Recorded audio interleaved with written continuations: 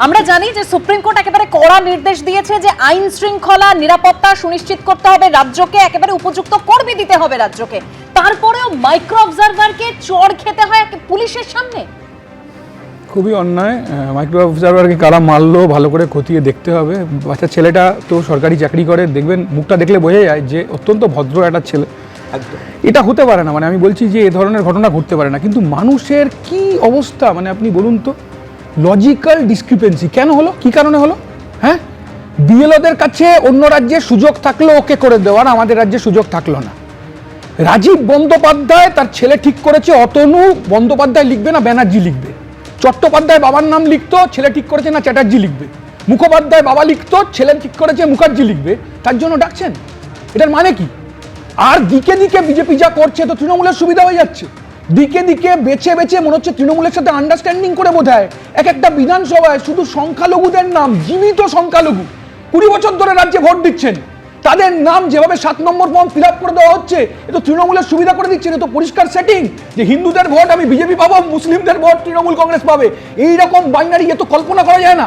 আমি বলছি, এর সাথে বলছি নির্বাচন কমিশন এনুমারেশন ফর্ম দিয়ে শুরু হয়েছে। আমরা তো কথা বলছি এসআরইআর করে পশ্চিমবাংলায় তুমি 8 কোটি টাকা খরচা করো, তোমাকে এক একটা অ্যাসেম্বলিতে ডেড ভোটার নাম বাদ দেওয়ার জন্য এসআইআর এর কি প্রয়োজনীয়তা ছিল? এসআরইআর করেই তো বাদ দেওয়া যেত। মানুষ এনুমারেশন ফর্ম ফিল আপ করলো, হার্ড কপি মিলছে কিন্তু সফট কপি মিলছে না। কেন মিলছে না?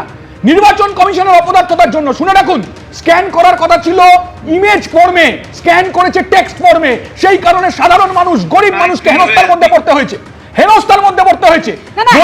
হয়রানির ছবি একের পর এক তুলে ধরেছে কিন্তু প্রশ্নটা হচ্ছে কেন মার খেতে হবে মাইক্রো অবজারভারকে? না, মার খেতে হবে, খুবই অন্যায়, খুবই অন্যায়। কিন্তু আপনি শুনুন, ওই যে 3 বাটি অধিকারী যে কথাটা বললো, কি বললো? বললো রোহিঙ্গাদের নাম বেরোবে, সব মুসলমানদের নাকি নাম বেরোবে। নাম প্রথম কার বেরোলো? স্ট্যাটিস্টিক্স কি বলছে? নাম বাদ গেছে সবচেয়ে বেশি কোন পদবী? দাস, বিশ্বাস, তারপর মতুয়াদের নাম বাদ গেছে।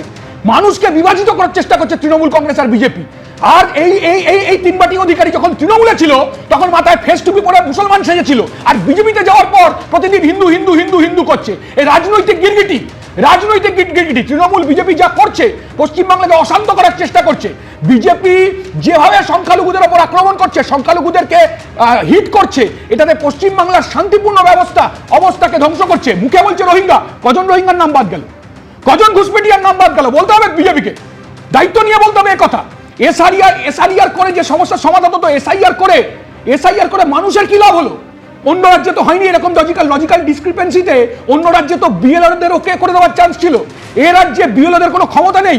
মাইক্রো অবজারভার আসছে, যেখানে সেখানে ড্রাফট রোলে নাম বেরিয়ে গেছে, তারপর ম্যাপিং হচ্ছে, হার্ড কপি ম্যাপিং হয়ে গেছে কিন্তু সফট কপি ম্যাপিং হচ্ছে না। কেন ম্যাপিং হচ্ছে না? ইসিআই এর অপদার্থতার জন্য এই কাজ হচ্ছে। সাধারণ মানুষকে হয়রানির মধ্যে পড়তে হচ্ছে, যেটা অত্যন্ত লজ্জাজনক, নিন্দনীয়। এবং বিজেপি মানুষকে ধর্মের ভিত্তিতে ভাগ করার চেষ্টা করছে।